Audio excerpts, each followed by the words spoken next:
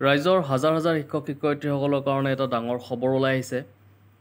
এই খবৰটো হৈছে office of the mission director সমগ্ৰ শিক্ষাৰ ফালৰ পৰা আহিছে, কাহিলীপাৰা গুৱাহাটী। আৰু আচলতে ইয়াতে কি কথা আছে গোটেইখিনি কথা আমি চাবলৈ চেষ্টা কৰিছোঁ। এখন হৈছে অফিচিয়েল চিঠি, আৰু এই চিঠিখনত মাইগ্ৰেশ্যন অফ শিক্ষা সেতু পৰ্টেলৰ কথা আছে। আৰু এই গোটেইখিনি কথা আচলতে চিঠিখনত কি কথা অন্তৰ্নিহিত হৈ আছে আমি অকণমান বিশ্লেষণ কৰিবলৈ চেষ্টা কৰিম।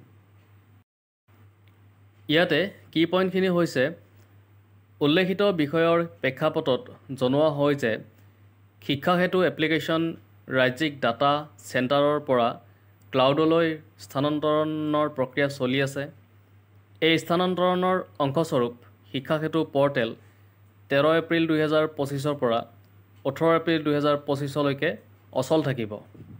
এই সময়ছোৱাত 17 এপ্ৰিল 2025 বাদে যিটো একমাত্ৰ কৰ্মদিন হ'ব, বাকী দিনবোৰত বিদ্যালয় বন্ধ থাকিব।